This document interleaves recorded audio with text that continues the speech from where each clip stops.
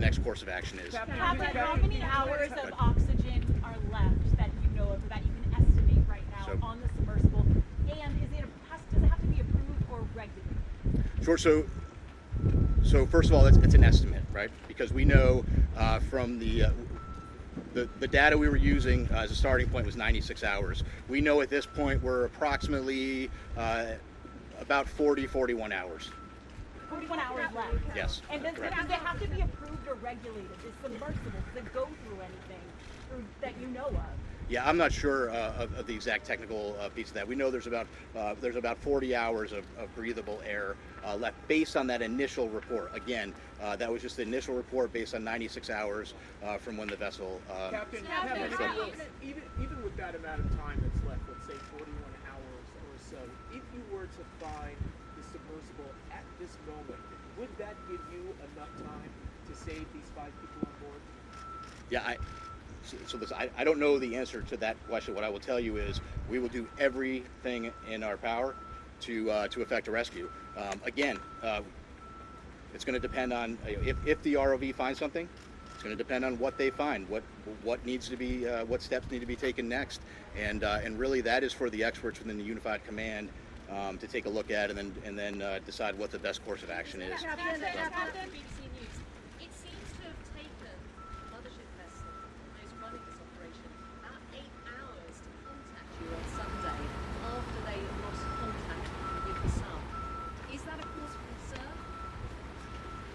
Right now, our effort and our focus is on searching with what we know.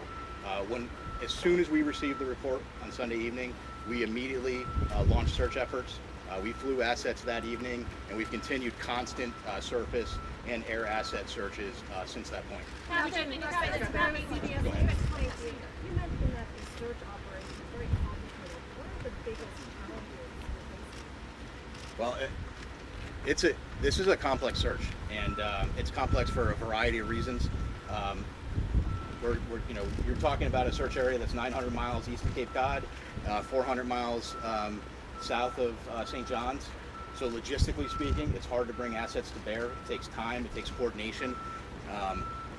And then we're dealing with, two pieces of, you're dealing with a surface search and a subsurface search, and frankly, that makes it an incredibly complex operation. Captain, will the U.S. Navy or the Canadian Navy be able to get salvage equipment on time before the air runs out? Obviously, getting salvage equipment on scene is a top priority. Unified Command is working through that to prioritize what equipment we can get there. There are ongoing operations right now via the U.S. Navy and Transcom to get equipment staged in St. John's and to get it on scene. I can't give you an exact timeline of when that's going to happen. What I can tell you is there is a full court press effort to get equipment on scene as quickly as we can. Is that equipment already on the East Coast though, or is it coming from the Pacific, for example? No, so some of the equipment that's coming is coming from the East Coast, but again, we're talking about very heavy equipment. It's a complicated transport operation, but the best professionals in the world are working it, and that's U.S. Transcom. When it comes to the equipment, can you go into more detail? Do you have a curve 21 that's being shipped on the location? And since you don't have a fleet tug vessel, we imagine with the mission, what other assets do you have? Do you have civilian ships? Yeah, so like I said, there are several civilian ships that have offered services heading that way. There are additional Coastguard cutters. We hope to have a Canadian Coastguard cutter on scene this evening. We hope that they may be able to assume on-scene commander. Polar Prince has been doing a great job with those duties, but if we could take some of that from them, that would be good. But your question about specific equipment, I'm not going to get into talking about specific equipment. Frankly, I'm not an expert on what that equipment is, but again, I can tell you we have experts in the Unified Command that are going through that, prioritizing what we need and then how we get it on scene. Can you tell us about the personnel from Boston? How many people from here are out there, and also what equipment? From Boston specifically? Yeah, so Boston, where Boston plays a role is the command center, the rescue and coordination center is here in Boston. The aircraft that are coming in are coming from different locations. But the command structure is being worked out of Boston. And I think we have time for 2 more questions. In all your years of experience, just how unique is it? Has the Coast Guard ever had to deal with anything like that? Well, I don't want to speak about if the Coast Guard has ever. I would tell you it's a unique operation. It's a challenging operation. But right now we're focused on putting everything we can at it and searching as hard as we can and getting the assets out there as quickly as we can. And so the private companies with other assets that are rushing to the area, what sort of assets do they have? Do they have ROVs? Do they have solar technology that would be made? Yeah, so there are some additional assets with ROVs. There is one asset they made that is working to get on scene with a decompression chamber. So those are all pieces that are coming together, and we're working those logistical challenges to get them there. And I think we'll take one more. Is a deep sea rescue realistic prospect? What would that look like? Well, I can't tell you exactly what it would look like. I would tell you that we are out there, we're searching. We wouldn't be doing this. We wouldn't be searching and putting all effort out there. I think that, if the sub is located, that's a question that then the experts need to look at what is the best course of action for recovering the sub. But I think it's going to depend on that particular situation and if we encounter that. Sir, is it true that the British offered assistance and they were told we don't need your assistance at this point? No, I'm not aware of that. Again, what I would tell you though is that the Unified Command is working through prioritizing. We know that there's equipment out there that can be brought to the scene. The Unified Command is working through prioritizing what equipment we need and then how we get it there. And the French are also responding to the ship as well? Yes, it's my understanding, correct. And I think we're going to wrap it there. Thank you. Thank you, Captain. Thank you. I really appreciate you guys coming out today. Blew this portion of the brief on there. I can stay behind just to take some additional stuff that maybe wasn't answered. We can try to get some information back to you kind of a bit later.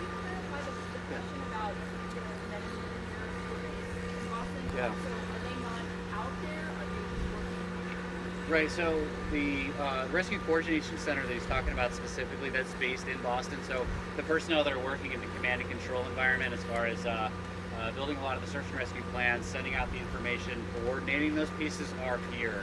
The people affecting the mission, so the pilots, the air crews, all of the ships, those are based out of different areas. So our pilots, air crews are out of Elizabeth City, North Carolina. The Coast Guard cutter Sycamore, I believe, is out of Newport, Rhode Island, but they were operating already in the Arctic. So there are a number of people that are here working in that staff element, but are not physically located out in the search area, if that makes sense. Command and control. It is, yes. Does OceanGate have another submersible that they could try to send down there? It sounds like, for the most part, the staging area is moving to St. John's. So yeah, I believe, a lot of it into St. John, Newfoundland, right? Yes. Yeah. That's so. Our aircraft, the C-130 aircraft, they're based out of there as well. So I know there is a number of pieces going out there. Logistically, it's easier as opposed to here. Organizing different assets building crash rates. So give a little bit more clarity on what kind of assets you have put in the water. Specifically, that's about the current 21. So, is there one on the way?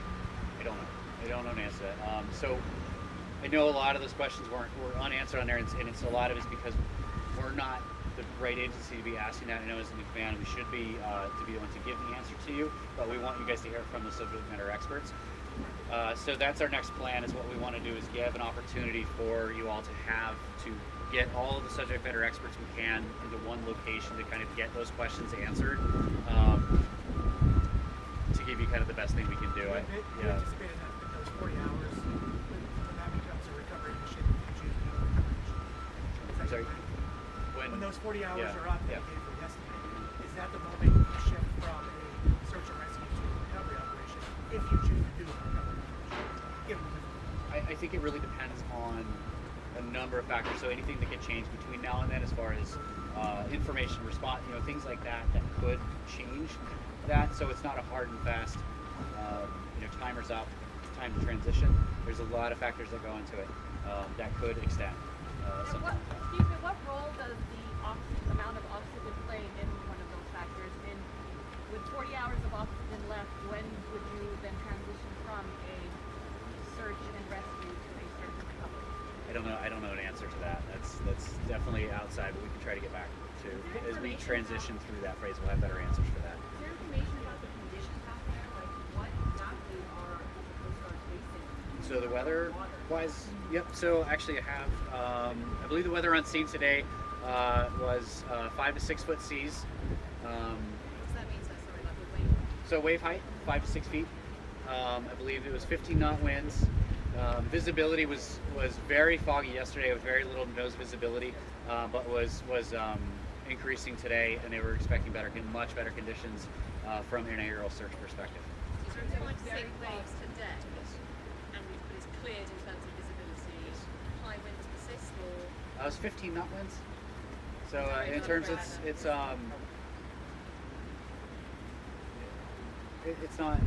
about average out there, right? Okay. How long would it take a typical Coast Guard vessel from the U.S., or for that matter from Newfoundland, to get on site if they're running at maximum speed? That depends on the cutter itself or the ship itself, because they all have different speeds. Yeah.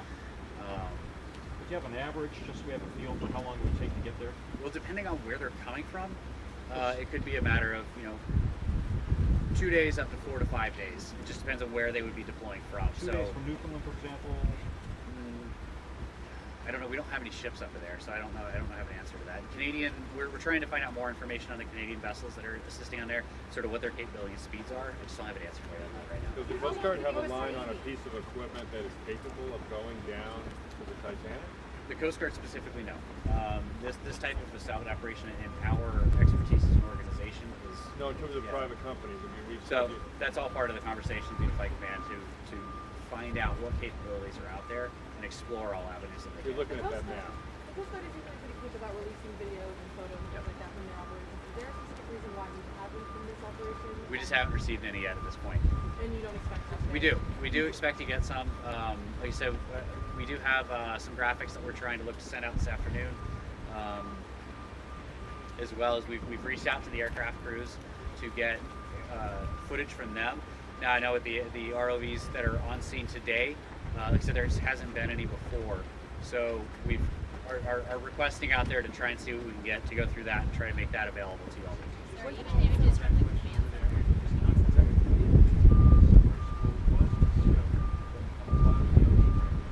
Right now, there are no assets on the scene in the retrieve.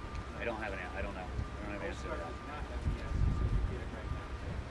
Coast Guard assets itself, no, we do not have any Coast Guard Sure cutters on about any scene. of the other ones that are on the scene. No, so the research vessels, I just don't know what the capabilities are. Do you think it's looking pretty unrealistic that it has made its way to the surface and its way to be spotted? Because you've done all of these aerial searches, and you quite often it's That's why we have both types of assets, because we don't want to exhaust one possibility in vice of another. So we don't want to rule out that it is on the surface. And the way that our crews train, this is the environment they train in. They're specialized in being able to see these things from the air. So they've given it everything that they have to it. And if it's on the surface, we're fairly certain that we will be able to find out. know that we will find it if it is on the Do you surface. think it's more likely it's impossible? It's impossible to say. Can I just ask you to, I realize this may be challenging, you may not have the answer, but we're trying to get a sense of how far away the nearest naval asset would be that has that lift capability, salvage capability. Is it coming from North Carolina, from Florida, from Boston? Can you give us any idea of how far away it might be? I don't have an answer to that. Do you know if anybody, do you know if that vessel has a cleaner or some other way of communicating? From the research vessel, The Titan. communicating with them? No, Yeah. I don't have specifics on technology on board. We understand they've lost contact in the past on other expeditions. Has the Coast Guard ever been involved with them? That's my knowledge. But OceanGate is cooperating with the investigation. Absolutely. They're part of the Unified Command here, so we're all making decisions together. So did they have anything else that could go down? 13,000 feet. I don't know, but if they do, it's definitely being discussed as far as their capabilities. Would they tell you if they did? I mean, so it doesn't sound that big. I don't understand. Like, it sounds like the nearest vessel that it's not clear how long it takes to get a vessel there. And that's the biggest part of the challenge of all of this, is trying to understand how the capabilities are working together, how they would do it, the technical aspect of that. So if you're a family member of someone on board, you would give a vessel to the family members. I think it was clearly staying with Captain Carter. Could we ask you, could you just describe, the crushed depth here. We're talking about 400 times, as I understand it, what we all experience at sea level. What can that do to a vessel? I can't speak to the scientific side of that. Again, this is just more or less trying to get some background information for you guys on there. I don't have any of that information on there. Can you tell us about what the circumstances were? You would give us a point. I mean, submersible doesn't necessarily, it goes in for a dive and bops right back up. It's not supposed to be there for that long. Is there?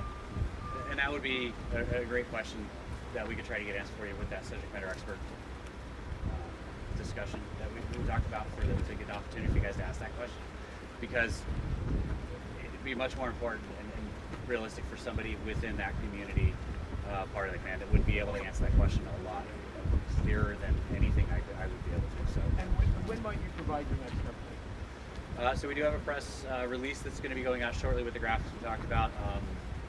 Probably similar information to what was passed today. If any new information comes up, we'll update that. But I think ideally we'll be putting out press releases daily, and we'd look at probably doing another briefing tomorrow. Can I just ask you one last? That's all? I don't know. Could you just reiterate for us, how big of an urgency is this for the Coast Guard? How big of a priority? Do you prioritize these things? In other words, do you classify them as priority red, 1, 2, 3? How big of a priority is this? This operation is our top priority right now. Within the district, we have every available asset that we can that's to this that we can dedicate to it on this. That's why we are spending so much time and energy trying to coordinate really this enormous response effort to truly understand the scale of how far away this truly is, and in the context of the types of assets that we can get out there over something that's that enormous, something larger than the state of Connecticut, into perspective of what is available to be able to search in those kind of conditions so far offshore. Understand that 900 miles looks like is an enormous amount of distance. Can I just ask, I mean, I put to the person before, but is a deep sea rescue effort realistic? I don't know what it would look like. Realistic, and that's all part of the conversation that I can have. We're looking at doing everything that they can to find out the options that are available. Thanks, sir. And family members have indicated the black people on board. Is there an official manifest or log saying exactly what's on the vessel? There is one there. So not until all the NIST notifications have been completed through that process can we release names that way. I know that some have gotten out, but they have not been through us. But, thank you. I really appreciate your time today. Thank you. Now we'll send out an update when the next advisory or